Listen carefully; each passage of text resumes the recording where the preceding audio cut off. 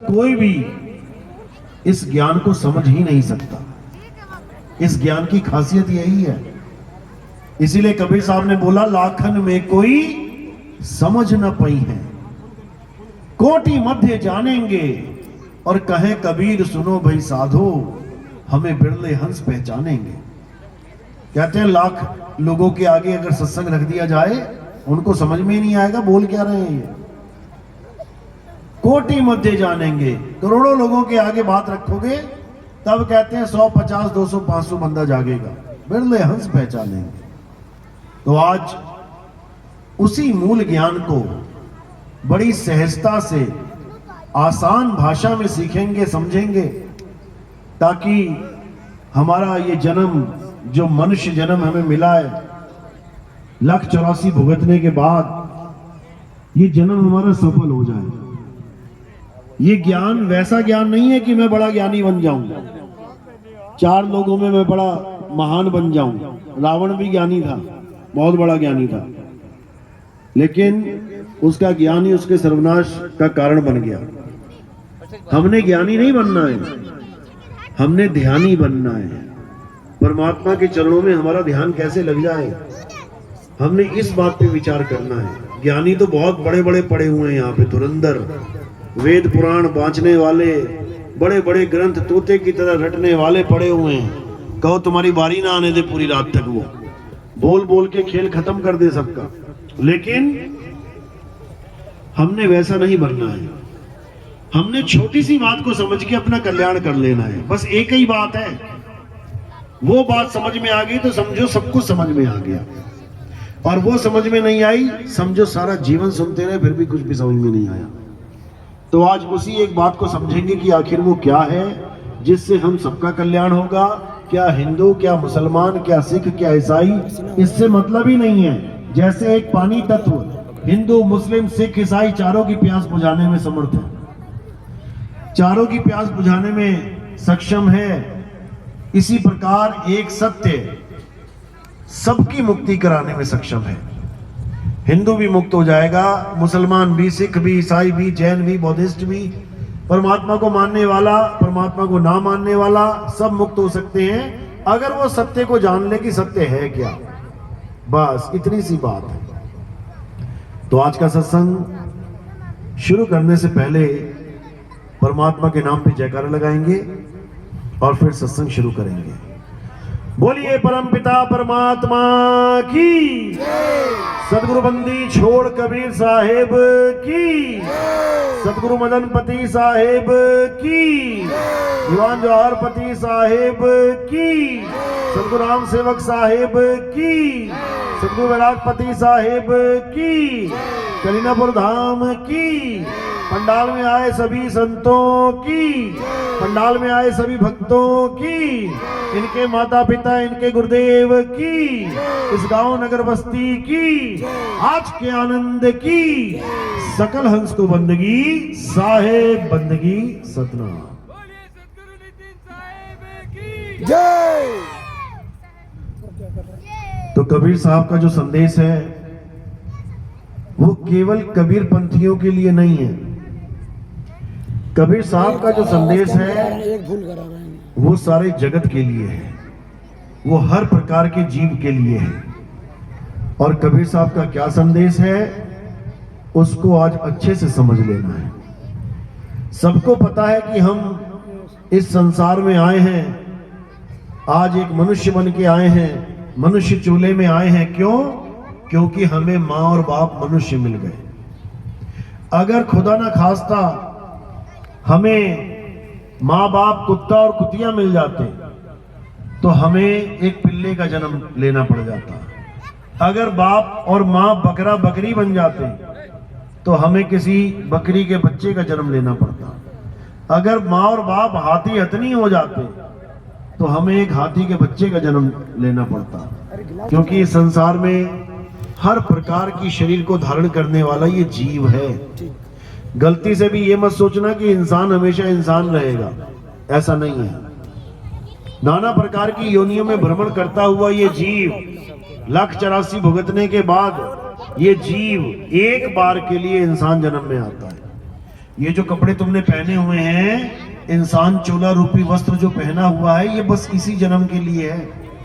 अभी तुम खूब कह लो मैं आदमी, मैं आदमी, मैं औरत, मैं औरत, अगला जन्म तुम्हें आदमी और औरत का मिलने वाला नहीं है।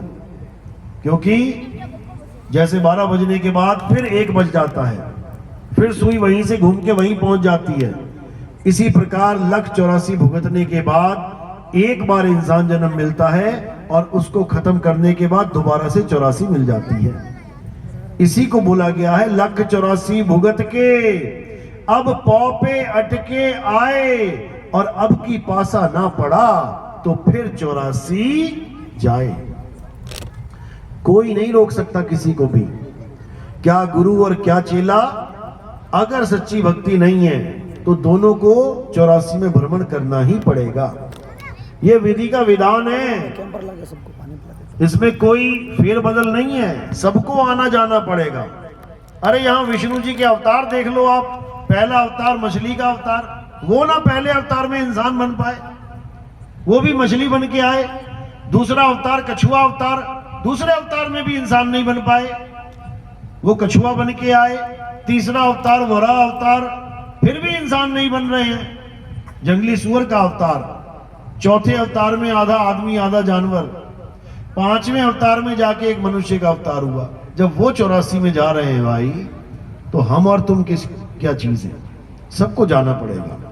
लेकिन बचने का भी रास्ता है, ऐसा नहीं है कि नहीं है। बचने का रास्ता क्या है? केवल एक ही रास्ता है, और वो क्या है? सत्य को जान लो कि आखिर सत्य है क्या। अगर सत्य को जान लिया फिर बच जाओगे। तो आज इसी को समझेंगे कि क्या है सत्य और क्या है असत्य। अगर हमारा जन्म वापस होता है तो क्यों होता है, और अगर हमारा जन्म नहीं होगा तो क्यों नहीं होगा। बस इसको समझना है। तो मालिक की कृपा है कि आज आपके गांव में ये सत्संग आयोजित हुआ है, जिससे आपको आज वो सत्य पता लगेगा जिसको पाने के लिए जन्मों जन्म बड़े बड़े ऋषि मुनियों ने अपना शरीर तक गला लिया। पहाड़ों पे जाके बैठ गए, बर्फ में बैठ गए, जाके भक्ति कर रहे हैं, समाधि लगा ली है, पूरा पूरा शरीर गल गया। क्या पाने के लिए? सत्य को पाने के लिए कि सत्य है क्या। तो आज बड़ी आसान भाषा में आपको समझा दिया जाएगा, और अगर मालिक की कृपा हुई तो आपको ये अच्छे से समझ में आ जाएगा, और अगर मालिक की कृपा नहीं है तो आप सुनकर भी नहीं समझ पाओगे। तो क्या है सत्य, क्या है असत्य, इसको बड़े ध्यान से समझना है। तो गीता के अनुसार हम समझाते हैं कि सत्य क्या है, सत्य क्या है। अध्याय 2 16वां श्लोक जब आप पढ़ोगे तो उसमें बिल्कुल साफ लिखा हुआ है कि हे अर्जुन, इस दुनिया में 2 प्रकार के तत्व होते हैं। कितने प्रकार के? 2 प्रकार के। कौन कौन से? एक असत्य तत्व और एक सत्य तत्व। असत्य तत्व क्या होता है? असत्य तत्व वो होता है जिसका जन्म और मरण हो जाए, जो पैदा हुए और मर जाए, जो पल पल बदल जाए, जो सदा एक सा ना रहे, वो असत्य कहलाता है। ये उसके गुण हैं। तो किसका जन्म और किसका मरण होता है? शरीरों का। ये शरीर जन्मता है और एक दिन मर जाता है। तो ये शरीर कितने तत्वों से बना है? 5 तत्वों से। तो 5 तत्व क्या है? सत्य या असत्य? असत्य है। ये पल पल बदलते हैं। जब आप इस दुनिया में आए तो इतने से थे, छोटे से, और धीरे धीरे धीरे बड़े होते आज 6 फुट के हो गए हो आप, और धीरे धीरे धीरे बच्चे से बड़े हो गए हो, बड़े से बूढ़े हो जाओगे। शक्ल बदल रही है, बाल बदल रहे हैं, काले से सफेद हो रहे हैं, चमड़ा बदल रहा है।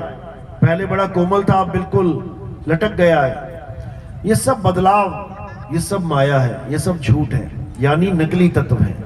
नकली तत्व ये 5 तत्व हैं जो कभी एक से नहीं रहते। अभी पानी को गर्म करो, अभी उसकी स्वरूप बदल जाएगा, अभी तरल से वो गैस में बदल जाएगा।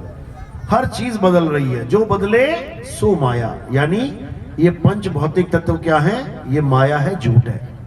अब ये 5 तत्व कहाँ है? पूरे संसार में कहीं भी नजर घुमा के देख लो, ये 5 तत्व हर जगह विद्यमान है। ये झूठ है। तो एक तो हो गया झूठ।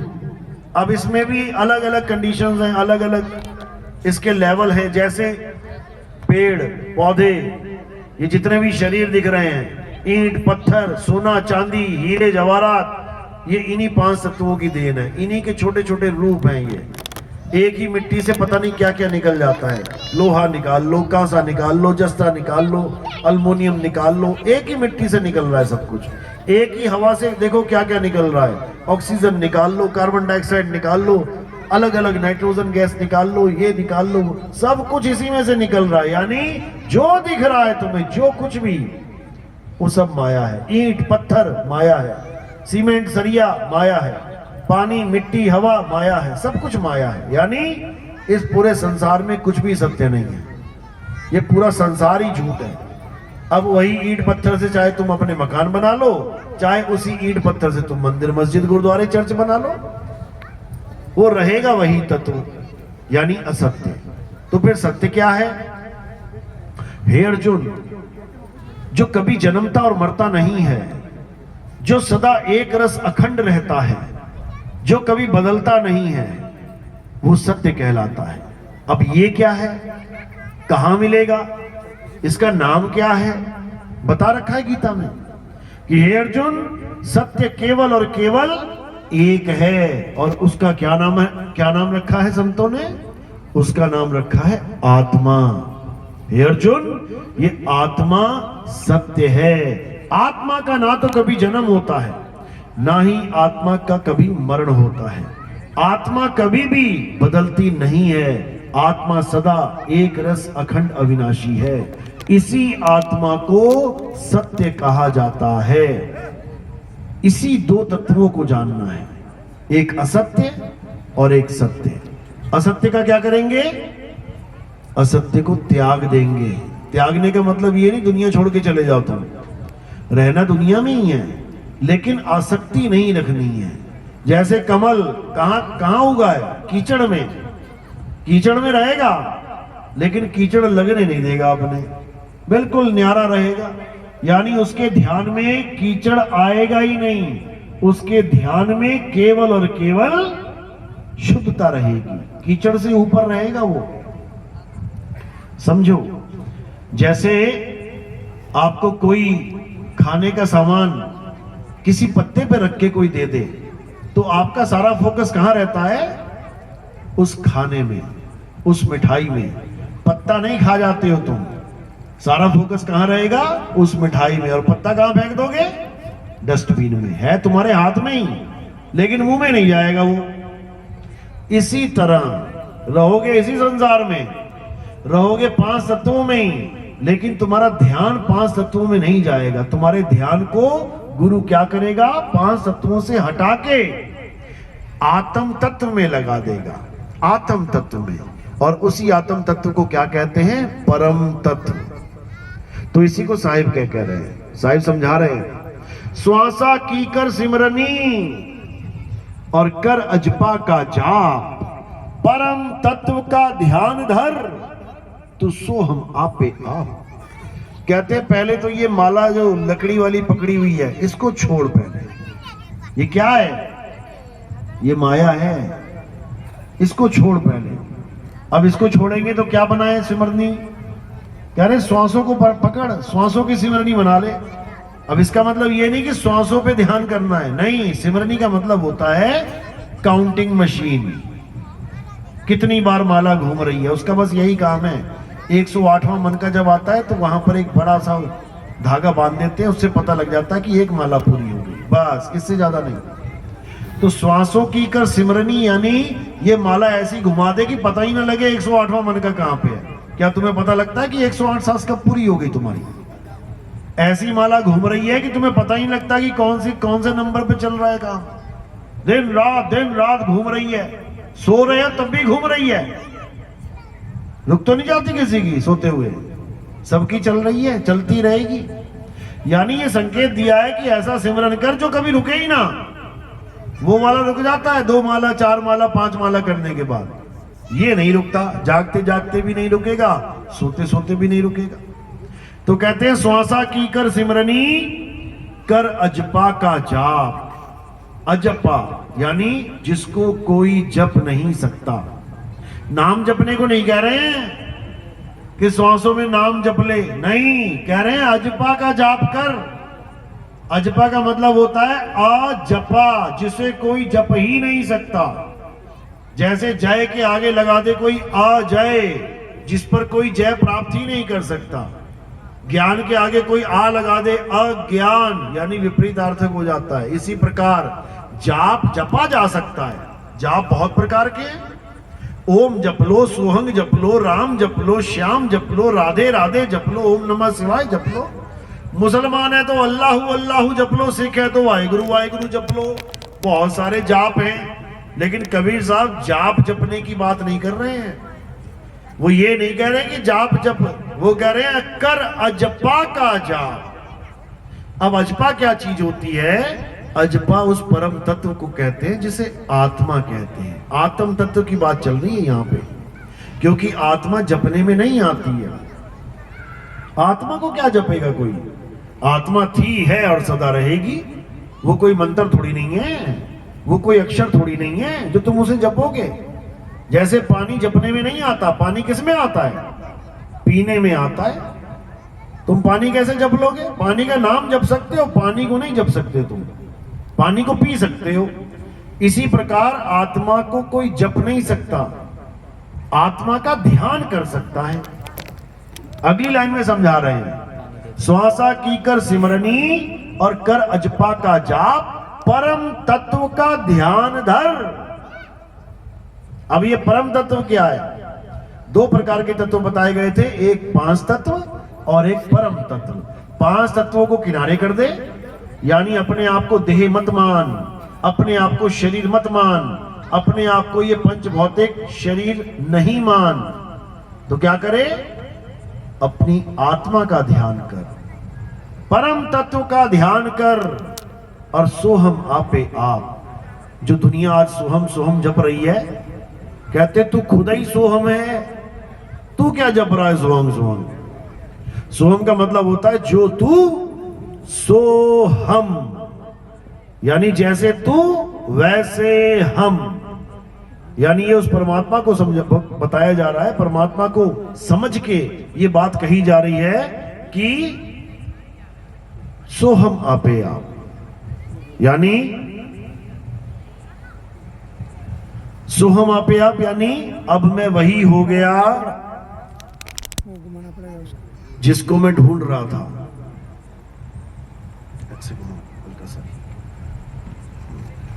जिसको मैं ढूंढ रहा था, मैं वही हो गया।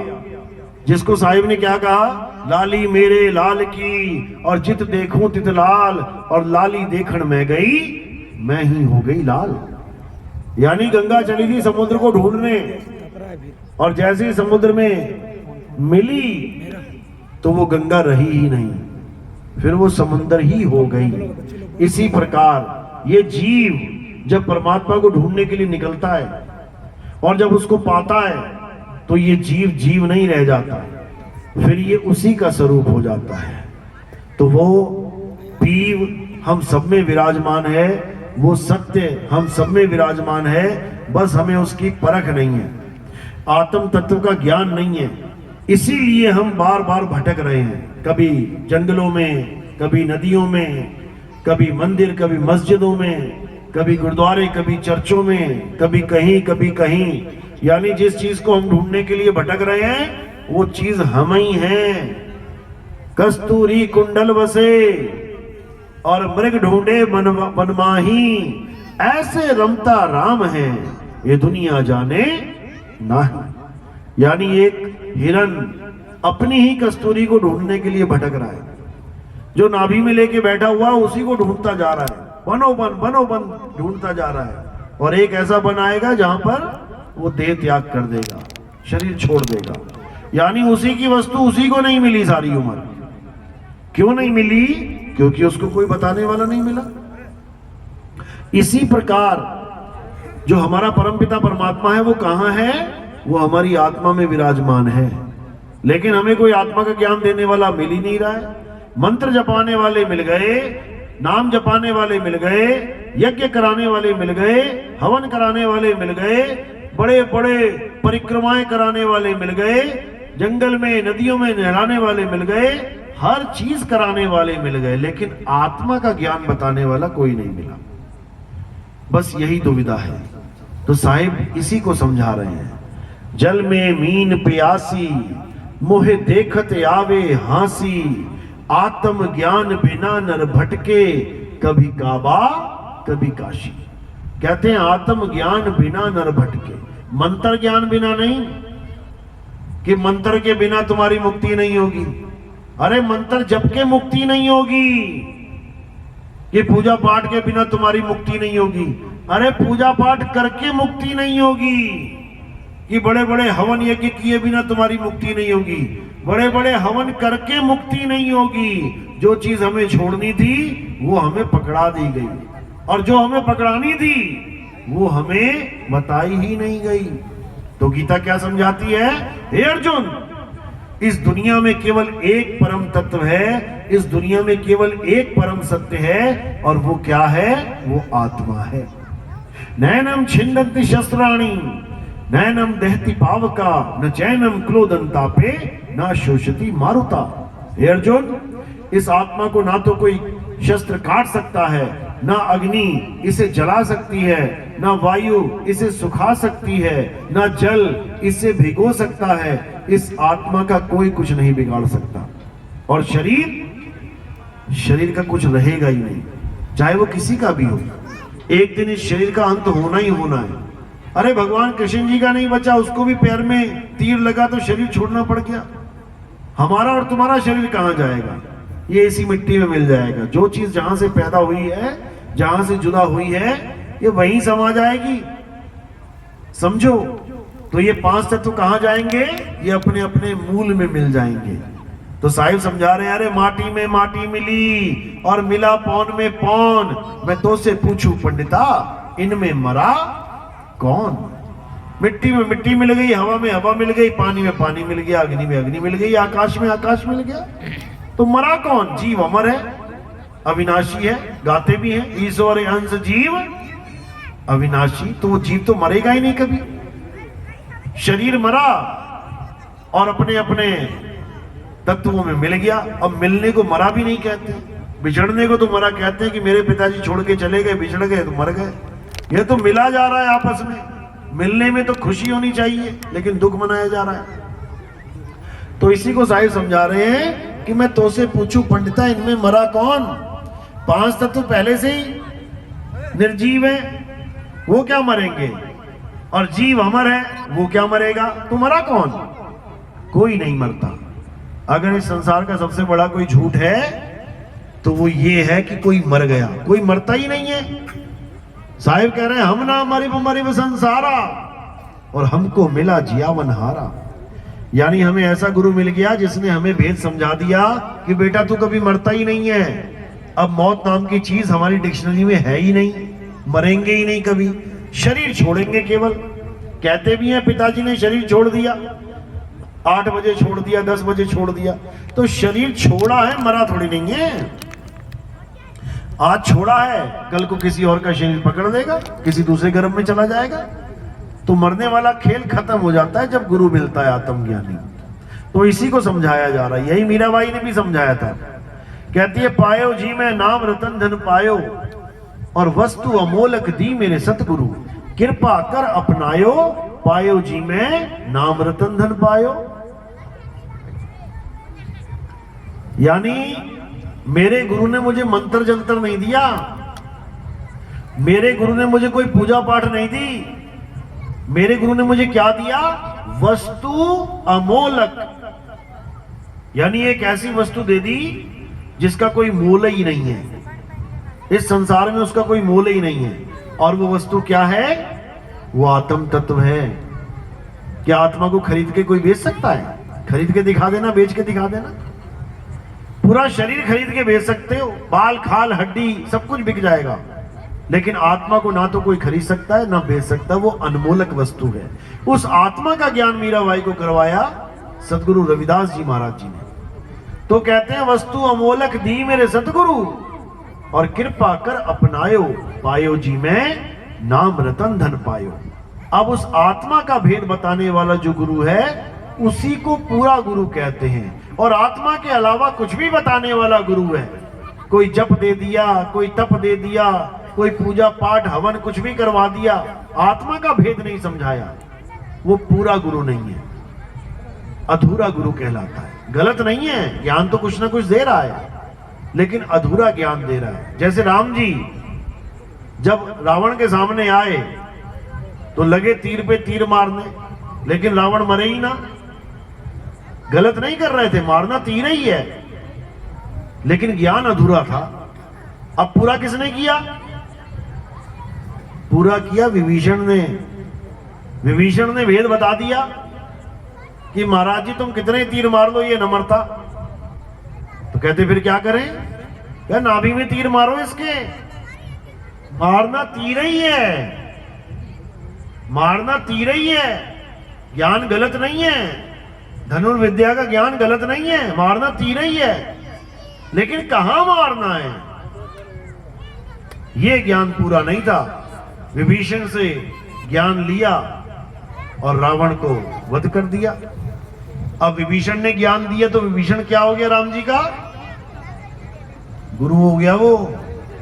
क्योंकि कोई भी अगर हमें ज्ञान देता है तो वो हमारा गुरु कहलाता है। तो जब भगवान को गुरु की जरूरत पड़ रही है, आमने सामने खड़े हैं, नहीं मार पा रहे हैं, गुरु विधि बता रहा है, तो हम कैसे बिना गुरु के पार हो सकते हैं?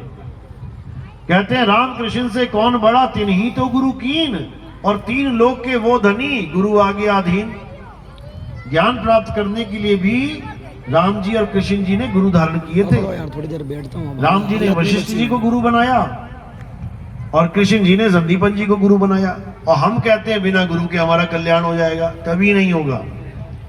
कबीर साहब समझा रहे हैं, गुरु बिन पढ़े जो वेद पुराना, और सार न जाने रहे अज्ञाना। पढ़ तो लोगे तुम, बहुत कुछ पढ़ लोगे, लेकिन उसका सार नहीं जान पाओगे। कहते हैं पोथी पढ़ पढ़ जगमुआ, और भयो ना पंडित कोई, और एक है आखिर पीव का पढ़े सो पंडित होए। उस परमात्मा का एक नाम अगर हमें पता लग जाए तो हमारा कल्याण हो जाएगा। लेकिन वो एक नाम ना मिलने के कारण हमने लाखों करोड़ों नाम बना लिए इंसान ने। परमात्मा के लाखों करोड़ों नाम किसने बनाए? इंसान ने बनाए, अपनी अपनी भाषा में, अपने अपने अक्षरों में बनाए। जबकि परमात्मा का केवल एक नाम है और वो अनाम है, उसका कोई नाम ही नहीं है। उसको कैसे प्राप्त करना है? बस इतना सा भेद जानना है। लेकिन इस भेद को ना जानने के कारण हम नाना प्रकार के नामों को बना के बैठ गए। तो साहिब कहते हैं कोटि नाम संसार में, इनसे मुक्ति ना होए, और गुप्त नाम सतपुरुष का बूझे बिरला कोई। करोड़ों नाम इस संसार में है। हिंदू अलग नाम लेके बैठे हैं, मुसलमान अलग नाम लेके बैठे हैं, सिख भाई अलग नाम लेके बैठ गया, ईसाई अलग अलग नाम लेके बैठे हैं, सब नाम ही नाम लेके बैठे हैं। काम किसी का भी नहीं हो पा रहा है। काम कैसे होगा? जब ये सारे नाम किनारे करके उस एक तत्व का ज्ञान प्राप्त कर लेंगे। जैसे चारों धर्म के लोगों को प्यास लगी है, नाम सबने ले लिए। एक ने जल ले लिया, एक ने वाटर ले लिया, एक ने नीर ले लिया, एक ने तोय ले लिया, एक ने पानी ले लिया।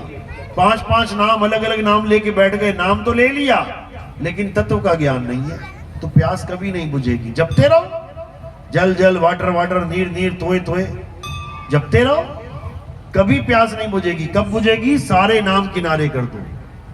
जो भी नाम तुम जप रहे हो उसको किनारे कर दो, और उस नाम का कौन सा तत्व है उसको प्राप्त कर लो। और संसार में यही तो कर रहे हैं हम। कोई भी सामान लेने जाते हैं, दुकान में घुसते हैं, भाई साहब चम्मच देना। अब बोला है यहाँ चम्मच, और लेके क्या आएगा? वस्तु। यानी इस नाम से वस्तु का ज्ञान होना चाहिए। भैया जूता देना, वो जूता लेके आएगा। चप्पल देना, चप्पल लेके आएगा। अंगूठी देना, अंगूठी लेके आएगा। मेरे बोलने से ही तत्व तक पहुंच जाएगा वो। लेकिन यहां पर उल्टा काम हो गया। यहां राम बोल के राम का ज्ञान नहीं, अल्लाह बोल के अल्लाह का ज्ञान नहीं, वाहेगुरु बोल के वाहेगुरु का ज्ञान नहीं, और गॉड बोल के गॉड का ज्ञान नहीं। बस इतना सा, इतनी दिक्कत है। नाम तो पकड़ लिए, लेकिन वस्तु का ज्ञान नहीं है। और वस्तु क्या है? एक ही है, सत्य एक ही है। हिंदुओं में कहते हैं ईश्वर सत्य है, यानी जो सत्य वस्तु है वही ईश्वर है। मुसलमानों में कहते हैं अल्लाह अल हक, यानी खुदा सत्य है। तो सत्य खुदा है, सत्य वस्तु का नाम खुदा है। ईसाइयों में कहते हैं गॉड इज ट्रुथ, ट्रुथ यानी सत्य, यानी जो ट्रुथ है, जो सत्य तत्व है, उसी का नाम गॉड है।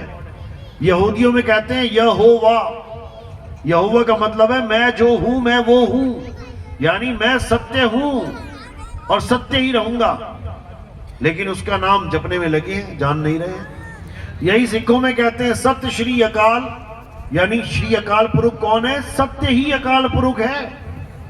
यानी सारे धर्म लेके तो सत्य को चल रहे हैं, ट्रुथ को लेके चल रहे हैं, हक को लेके चल रहे हैं, लेकिन जानते नहीं वो क्या है। बस इसीलिए झगड़े चल रहे हैं, इसीलिए लड़ रहे हैं, मर रहे हैं। देखो परमाणु बम फेंकने की नौबत आ गई है यहूदियों में और मुसलमानों में। सोचो एक पिता और सब उसके बालक आपस में लड़ रहे हैं, मर रहे हैं। अल्लाह भी बैठा सोच रहा होगा कैसे बच्चे पैदा कर दिए जो मेरे नाम के पीछे लड़ रहे हैं, बताओ। यानी अब क्या करना है? अब लड़ाई खत्म करनी है, झगड़े खत्म करने हैं। जो जिस धर्म में है उस धर्म में रहे, धर्म परिवर्तन करने की कोई जरूरत नहीं है। जो परमात्मा ने वस्तु तुम्हें दे रखी है उस वस्तु का ज्ञान करना है केवल।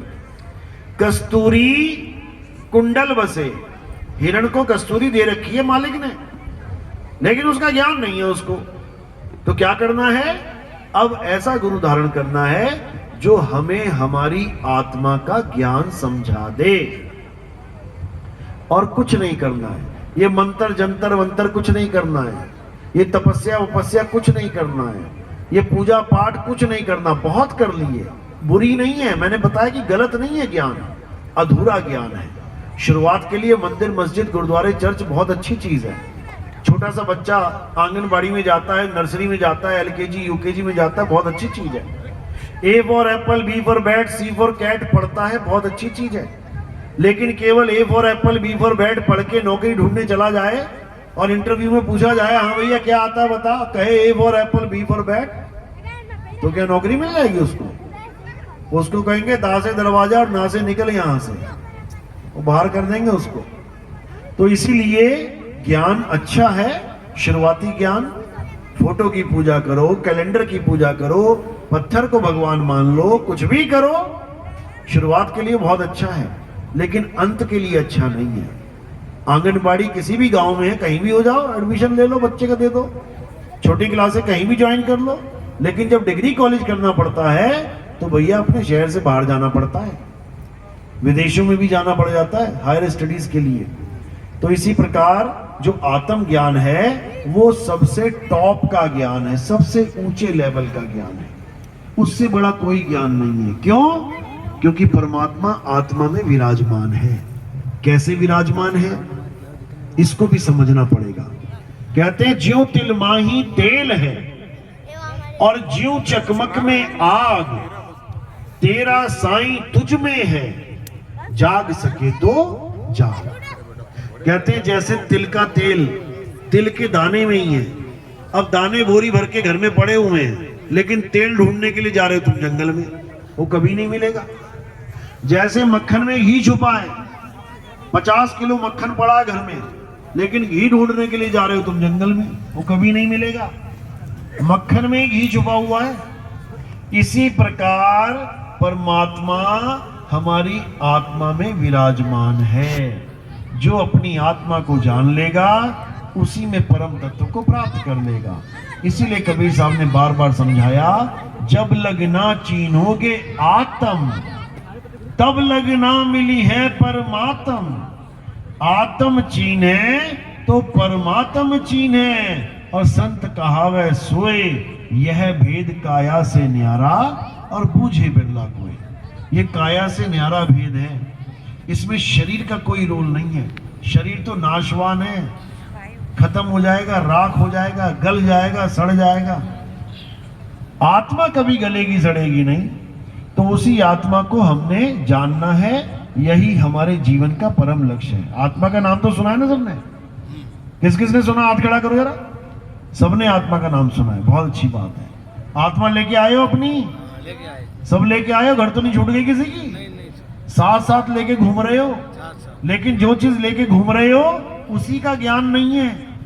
साथ में तुम बालियां लेके घूम रहे हो, चूड़ियां लेके घूम रहे हो, मोबाइल लेके घूम रहे हो, पर्स लेके घूम रहे हो, सबका ज्ञान है। अभी सबके पर्स यहाँ लगवा दिए जाए, ढेर लगा दिए, अपना अपना उठा लोगे। अभी सबकी चप्पलें ढेर लगा दिए जाए, अपनी अपनी पहचान के उठा लोगे। अभी सारे मोबाइलों का ढेर लगा दे, यहाँ पे अपना अपना उठा लोगे। सबको अपनी अपनी वस्तु का ज्ञान है, लेकिन आत्म तत्व का ज्ञान ये किसी को नहीं है, किसी को नहीं समझ में आ सकता। सारी उम्र बूढ़े होके मरने वाली हालत हो जाएगी। मरने वाले बूढ़े को भी पूछोगे बाबा आत्मा कैसी होती है, क्या बोलेगा? भाई पता नहीं लगा आज तक। क्यों नहीं पता लगा? शरीर का पता लग गया, आंखें कमजोर हो गई, लीवर कमजोर हो गया, किडनी कमजोर हो गई। लीवर किडनी दिख नहीं रही, लेकिन फिर भी पता है कि यहां कमजोर हो गई है। लेकिन आत्मा का कोई अता पता नहीं। क्यों? क्योंकि आत्म ज्ञानी गुरु ही नहीं मिला। मंत्र जपवाने वाले मिल गए, योग कराने वाले मिल गए, श्वासों में अजपा जाप कराने वाले मिल गए, अनहद नाद कानों में उंगलियां डाल के सुनाने वाले मिल गए, जीभ घुमा के गले में लगाने वाले मिल गए, खेचरी मुद्रा में अमृत पिलाने वाले मिल गए, बहुत कुछ मिल गया, लेकिन आत्मा का भेद बताने वाला कोई नहीं मिला। इसीलिए कबीर साहब बार बार समझा रहे हैं कि आम बात बताने वाला, आम ज्ञान देने वाले को गुरु कहते हैं, और आत्मा रूपी सत्य बताने वाले को सतगुरु कहते हैं। सतगुरु और आम गुरु में जमीन आसमान का अंतर होता है। तो सतगुरु की निशानी क्या बताई? सतगुरु सोई सतनाम बतावे, और बाकी गुरु कोई काम न आवे। यानी सच्चा गुरु वो है, सतगुरु वो है जो हमें सतनाम बता दे। सतनाम यानी सच्चा नाम। अब जैसे हमने कहा सच्चा नाम, इसका मतलब झूठा नाम भी है। सच्चा नाम, सच्चा ज्ञान, इसका मतलब झूठा नाम, झूठा ज्ञान भी है। असली दवाई, इसका मतलब नकली दवाई भी है। पक्का घड़ा, इसका मतलब कच्चा घड़ा भी है। अच्छी क्वालिटी, इसका मतलब घटिया क्वालिटी भी है। तो इसी प्रकार सतनाम और असत नाम, इन दोनों के भेद को जानना है हमारा काम। तभी होगा हमारा जन्म मरण से छुटकारा। और अगर गलती से हमने सच्चा नाम नहीं जान के झूठा नाम पकड़ लिया तो सारी उम्र की भक्ति जीरो हो जाएगी। जैसे पूरा महीना तुम काम करो, दिहाड़ी करो, पूरा मन लगा के, पूरी मेहनत से, लेकिन जब आखिरी दिन होगा और पेमेंट मिलेगी और नोट मिल गए सारे नकली, दिखने में असली लगते हैं, वो हरे हरे नोट है बढ़िया एकदम, लेकिन थे सारे नकली। अब बैंक में गए जमा कराने, एक महीना काम किया है जी, अब सैलरी बैंक में जमा करा दे, एक नोट ना जमा होगा, एक भी नोट, यानी सारी मेहनत व्यर्थ हो जाएगी। ये तो चलो एक महीने की सैलरी है, यहां तो पूरा जीवन लग गया लोगों का, पूरा पूरा जीवन भक्ति में कट गया, भगत बन गए, लेकिन सच को नहीं जान पाए, सच से नहीं जुड़ पाए, तो जन्म बर्बाद हो गया। किसी का जन्म बर्बाद ना हो, इसीलिए कबीर साहब संदेशा देते हैं कि असत नाम और सत नाम को समझ लो, सार और असार को समझ लो। सतगुरु ऐसा चाहिए जैसा सूप सुहाए, और सार सार तो गही रहे, थोथा दे उड़ाए। इसीलिए समझा रहे हैं, यहां थोथा भी पकड़ाया जा रहा है साथ में, क्योंकि पता ही नहीं है थोथा होता क्या है और सार होता क्या है। सार केवल एक ही है, आत्म तत्व ही सार है, उसके अलावा सब थोथा है। तो कबीर साहब बार बार उसी आत्मा का जिक्र बता रहे हैं जो अचल है, अडोल है, अकह है, अनाम है, नियक्षर नाम है। वो अक्षरों की गुलाम नहीं है, और अक्षरों में जितने नाम आते हैं उसको असत नाम बोला कबीर साहब ने, झूठ बोला है, नकली बोला है। तो दोनों का भेद बताते हुए कहते हैं, एक नाम सुखरास है और एक नाम दुखरास, एक नाम बंधन काटे और एक गल की फांस। यानी एक नाम से तो सुख होगा, कौन से नाम से? सतनाम से। और एक नाम दुख का कारण बन जाएगा, कौन सा नाम? ये 52 अक्षरी नाम, ये इंसानों के द्वारा बनाए गए हिंदी, पंजाबी, उर्दू, फारसी, चाइनीज, जापानीज, भूटानीज, अलग अलग भाषाओं के नाम, ये बर्बाद करने का काम करते हैं। और जो सतनाम है यानी आत्म तत्व है वो मुक्ति देने का काम करता है।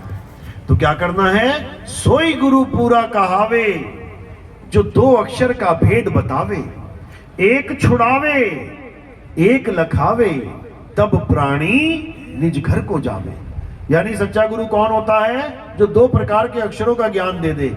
एक अक्षर यानी 52 अक्षर, नाशवान अक्षर, जो जीभ से, कंठ से, मुंह से बोले जाते हैं। आ आ ई का खा गा घा, सारे नाम इन्हीं अक्षरों से बने हैं। जितने भी भगवान के नाम तुम देख लो, A to Z इन्हीं अक्षरों से बने हैं। इसको कबीर साहब ने असत नाम बोला है, क्योंकि ये जीभ की कला है। ये सारे नाम किससे निकल रहे हैं? इस जीभ को इधर से घुमाया, उधर घुमाया, ऊपर लगाया, नीचे लगाया और सारे नाम बना दिए। ये जीभ खत्म तो नाम खत्म। जीभ जिस दिन कट गई सारे अक्षर खत्म हो जाएंगे तुम्हारे।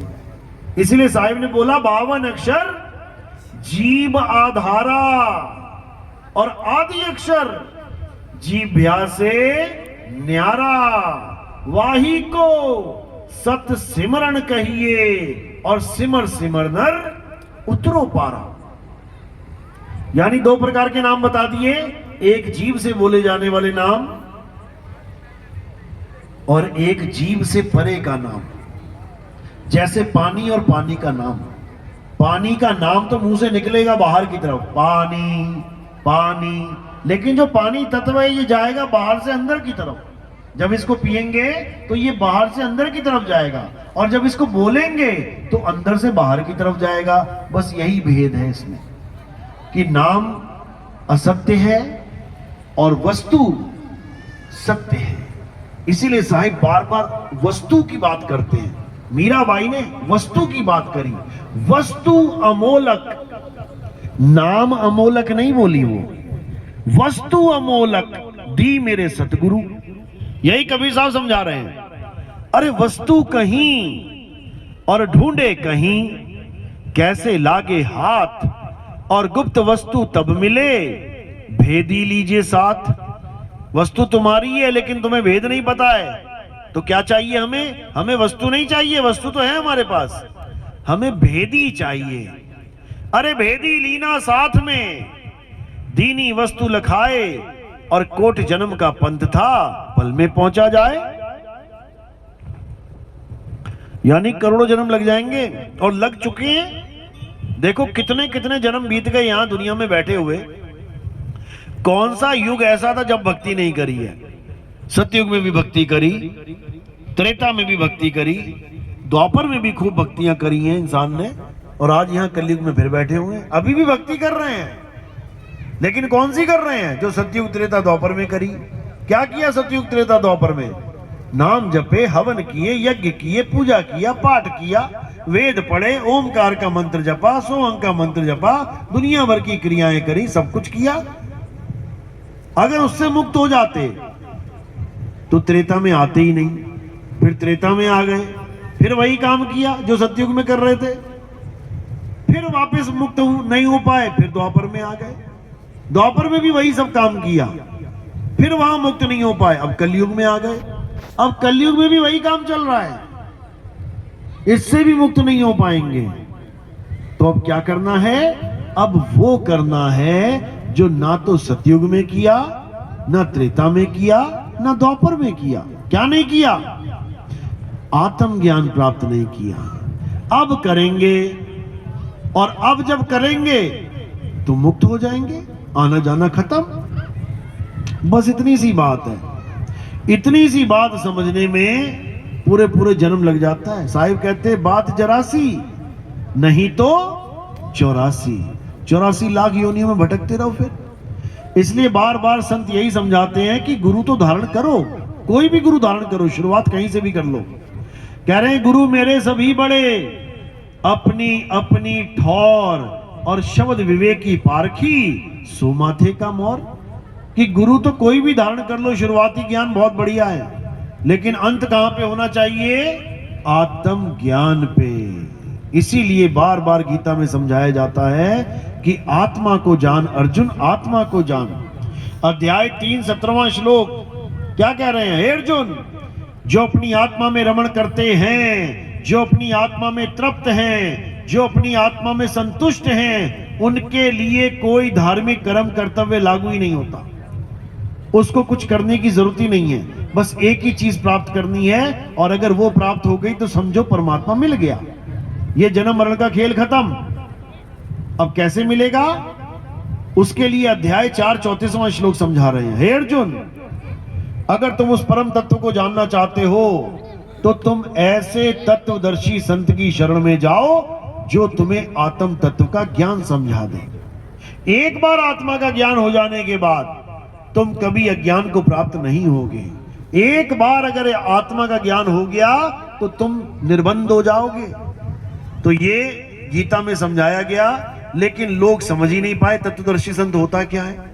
लोग मंत्र जपवाने वाले को तत्वदर्शी बना के बैठ गए कि जो नाम जपवाए वो तत्वदर्शी है, जबकि नाम में ही अर्थ छुपा हुआ है। तत्वदर्शी, नाम जपने वाला नहीं, तत्वदर्शी यानी तत्व का दर्शन कराने वाला। दो प्रकार के तत्व, एक असत्य और एक सत्य। असत्य को छुड़वाने वाला और सत्य लखाने वाला, इसको तत्वदर्शी संत कहते हैं। एक छुड़ाए एक लखाए, तब प्राणी निज घर को जाए। तब तुम अपने असली घर पहुंचोगे। इस घर को अपना असली घर मत समझ लेना। ये धरती आसमान पाताल ये हमारा घर नहीं है। ये किसका घर है? ये साक्षात मृत्यु का घर है, काल का घर है। इसीलिए इसे मृत्यु लोक कहते हैं, सतलोक नहीं कहते इसको। मृत्यु लोक यानी इस मौत के घर में एक पल का भी भरोसा नहीं कब क्या हो जाए। सुबह निकलो तुम, गारंटी नहीं है कि शाम को घर वापस पहुंचोगे। देखो अखबारें भरी पड़ी हैं। अकेला लड़का, इकलौता लड़का बाइक पे जा रहा था, ट्रक से टक्कर हो गई, मर गया, चिथड़े उड़ गए। ऐसा लोग है ये। पूरी बारात जा रही है, 52 लोगों की 52 सीटर बस है, नदी में गिर गई, सारे मर गए। ऐसा लोग है ये।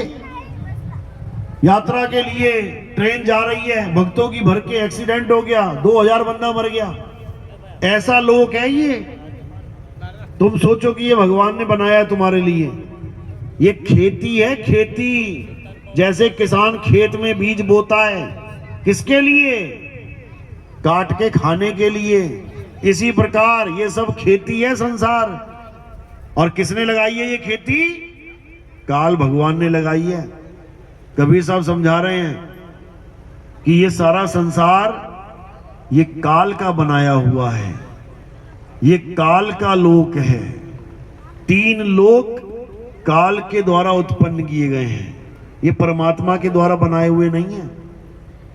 साहिब समझा रहे हैं कि धरती आसमान के बीच में जो भी तुम्हें दिख रहा है, ये सब काल की खेती है। ये सब एक दिन मारे जाएंगे। 3 लोक एक जेल है, पाप पुण्य 2 जाल, और सारा जग भोजन बना, खाने वाला काल।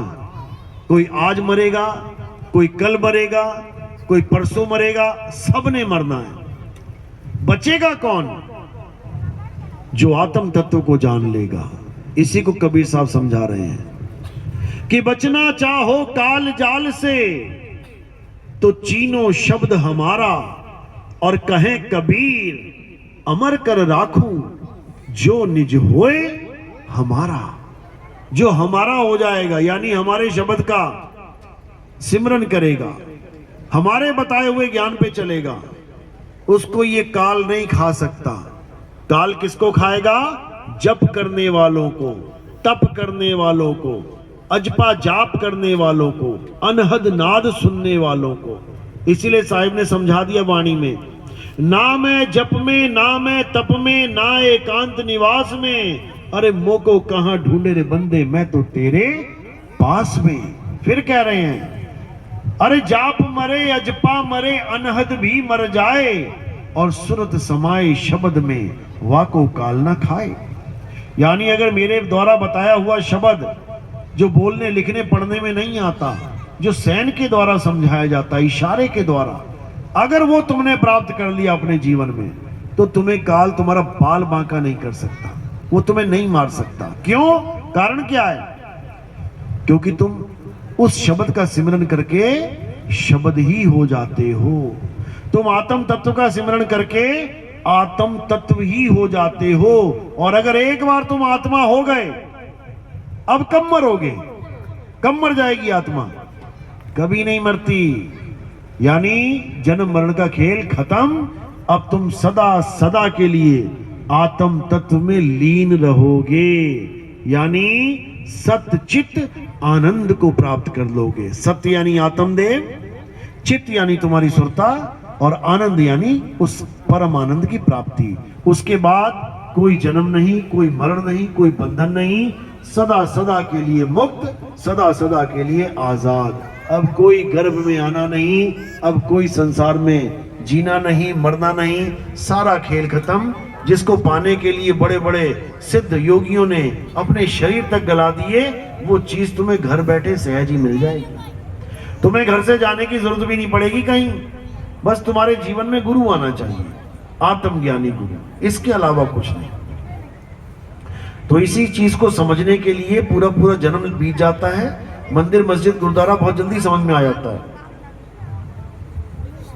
पूजा पाठ बहुत जल्दी समझ में आ जाता है कि आरती गानी है, मन्नत मांगनी है, बहुत जल्दी समझ में आ जाता है। लेकिन आत्म ज्ञान जल्दी समझ में नहीं आता, और बिना आत्म ज्ञान के किसी की मुक्ति होने वाली नहीं है। चाहे कोई एक कान से सुन ले, चाहे दोनों कानों से सुन ले, नहीं हो सकती। आत्म ज्ञान बिना नर भटके, कभी काबा कभी काशी। भटकना ही भटकना है। अभी इंसान बन के भटक रहे हो, उसके बाद 84 में भटकोगे। अभी प्यास लगी, गिलास उठाया, पानी पी लिया। हिरण को प्यास लगी तो क्या करेगा बेचारा? जाएगा किसी तालाब में, नदी में, तो नीचे मगरमच्छ बैठा है पकड़ने के लिए। एक घूंट पानी की कीमत जान देके निभानी पड़ेगी। अभी सब कुछ मिला हुआ है तो आत्मज्ञान समझ में नहीं आ रहा है, और जब कुछ भी नहीं होगा तो भटकते रह जाओगे। तो इसीलिए अब क्या करना है? अब अपने जन्म को सफल कैसे करना है, इसको जानो, और सदा सदा अपनी आत्मा में लीन रहो। इन नाशवान तत्वों को किनारे कर दो और परम तत्व का ध्यान धरो। बोलिए परम पिता परमात्मा की जय। सदा ही जय हो। साहिब बंदगी सतनाम। किसी का कोई सवाल है तो पूछ सकता है, क्योंकि अगर मन में कोई शंका हो तो भक्ति भी नहीं बनती है। कोई किसी गुरु के साथ जुड़ा हुआ है, अच्छी बात है। कोई भी ज्ञान में संशय है, कोई सवाल है, वो पूछ सकता है, क्योंकि ये एक ही जन्म है पूछने का भी। कहते हैं इस जन्म में पूछ ले, नहीं तो अगले जन्म में पूछ निकल आएगी। अगला जन्म 84 में हो जाएगा, फिर पूछ आ जाएगी। इससे पहले कि पूछ आ जाए, पूछ के निकल ले यहां से। तो कोई भी सवाल है पूछ सकता है, नहीं सवाल है कोई बात नहीं। हमारा सत्संग YouTube चैनल पे आता है, कैद कबीर सुनो भाई साधो नितिन दास, आप टाइप करेंगे आ जाएगा, या फिर नितिन दास के सत्संग लिखेंगे आ जाएगा। आप उसको अच्छे से समझो, गहराई से समझो, एक एक बात पे विचार करो, आपको उसमें पूरा तत्व ज्ञान मिलेगा। उसमें कोई मंत्र जंतर वाला खेल नहीं है, उसमें कोई पूजा पाठ वाला खेल नहीं है, उसमें उस परम तत्व का खेल है जिसकी वजह से सारे खेल चल रहे हैं। सारे खेल हमारे किए और हमसे मिले तो निश्चय जिए। सारे खेल किसके चल रहे हैं? उसी आत्म तत्व के चल रहे हैं। देखो बिना आत्मा के कोई चल रहा है क्या? कितने लोग आए थे आत्मा की वजह से, कितने लोग चले गए आत्मा की वजह से। आप बैठे हो तो आत्मा की वजह से, और जब जाओगे तो आत्मा की वजह से। बिना आत्मा के सारे खेल खत्म हो जाएंगे। आत्म तत्व ने शरीर को छोड़ दिया, सारे खेल खत्म। ये पड़ा हुआ है, ना हिले ना डुले ना बोले ना चाले, उसका क्या करोगे? तो सारे खेल आत्मा के हैं, लेकिन आत्मा को जान लो, आत्मा को पहचान लो, और आत्म तत्व में अगर आप लीन हो गए तो आपका फिर बाल और बांका नहीं हो सकता। ये जो लोग मरते हैं, मरते हुए रोते हैं ना, डरते हैं, रोते हैं, इसीलिए रोते हैं क्योंकि इनको आत्मा का ABCD नहीं पता, इसीलिए रोते हैं। बड़े बड़े पंडित, बड़े बड़े काजी, बड़े बड़े मुल्ला जी, हालत खराब हो जाती है अंत समय में। लेकिन कबीर साहब क्या समझा रहे हैं कि जिस मरने से जग डरे और मेरे मन आनंद, मरने पर ही पाइए पूर्ण परमानंद। यानी मरते हुए तुमने केवल एक काम करना है। क्या करना है? अपनी आत्मा को याद करना है, और कुछ नहीं करना है। और ये जीव का गुण है कि जिसको ये याद करता है बिल्कुल वैसा ही हो जाता है। एक जड़ भरत करके राजा था, उसने एक हिरण पाल लिया बुढ़ापे में। अब सारा दिन हिरण को याद कर रहा था, तो अंत समय में जब मृत्यु आई तो हिरण को याद करते करते शरीर छोड़ दिया, हिरण ही बन के आ गया।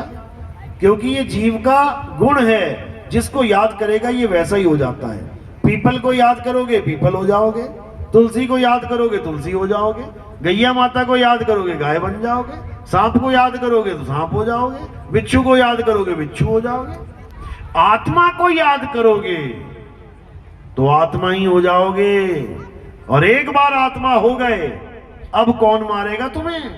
मर गए आत्मा को मारने वाले, वो न मरती। सारी दुनिया के भगवान, सारी दुनिया के ऋषि मुनि, सारी दुनिया के मौलाना खड़े होके श्राप दे देना कि आत्मा तेरा अंत हो जाए, हो जाएगा क्या? कभी ना होता। वो चीज ही ऐसी है। तो उसका ज्ञान तब होता है जब तुम्हारे जीवन में आत्मज्ञानी गुरु आता है। इसके अलावा और कोई चारा नहीं है। बोलिए परमपिता परमात्मा की सदा ही जय हो। अब आरती का समय है, आरती करेंगे। आरती कैसे करना है समझ लो। थोड़े से फूल उठाने हैं और मेरे सिर के ऊपर रख देने हैं। सिर के ऊपर क्यों रखते हैं? क्योंकि पैर के अंगूठे से लेके सिर की चोटी तक ये नाशवान देह दिख रही है तुम्हें। हमारे यहाँ आरती नाशवान देह की नहीं होती, हमारे यहाँ आरती अविनाशी आत्मा की होती है। तो हमने फूल कहाँ रखने हैं? काया से परे। जब हम काया से परे रख देते हैं तो ये आत्मदेव को समर्पित हो जाते हैं। तो आरती में जब आरती चलेगी, सबने खड़े होकर आराम से एक एक करके आगे आ जाए। फूल सिर पे रखने हैं, आरती की थाली को हाथ लगा के नमस्कार कर लेना है। कोई प्रचार प्रसार में योगदान करना चाहेगा, कोई सेवा में योगदान करना चाहेगा तो वो केवल चरणों में रखना है। उस सेवा से हम क्या करते हैं? हमारा टीवी में प्रचार आता है, आपके घरों में टीवी चलता है। आप सुबह सुबह साधना टीवी, साधना चैनल आता है, या ईश्वर टीवी, ईश्वर चैनल पे आप बैठेंगे। सुबह 6:30 पौने 7 बजे बैठ जाना। उसमें अलग अलग प्रकार के बाबा जी आएंगे।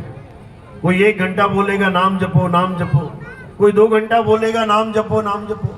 तो जब ये घंटा 2 घंटा नाम जपो करके चले जाएंगे, उसके बाद मैं आ जाऊंगा और मैं क्या बोलूंगा वहां पे? नाम छोड़ो और आत्मा से सूरत को जोड़ो। तो जब ये बात कोई सुनता है तो एकदम खलबली मचती है कि नाम जपाने वाले तो हजारों पंथ चल रहे हैं, ये नाम छुड़ाने वाला भी चल रहा है क्या? तो जब वो ये बात समझ में आती है तो नीचे मेरा नंबर दे रखा होता है टीवी में, लोग उठा के फोन करते हैं और हम उन्हें यूट्यूब चैनल से जोड़ देते हैं। तब धीरे धीरे करके महीना 2 महीना 6 महीने बाद उनका फोन आता है घुमा के दोबारा कि हम समझ गए आपकी बात की, नाम छोड़ना ही है, नाम जपना नहीं है।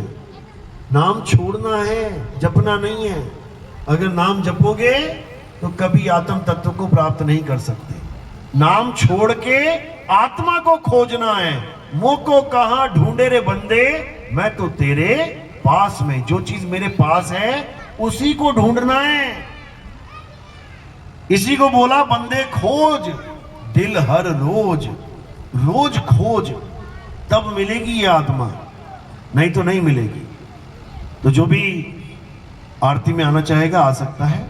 बोलिए परमपिता परमात्मा की, सदगुरु बंदी छोड़ कबीर साहेब की, सभी संतों की, सभी भक्तों की, आज के आनंद की, सकल उसको बंदगी साहेब बंदगी सतगुरु। बोलिए सतगुरु नितिन साहेब की जय। 1 मिनट लाइन लगा लो लेडीज।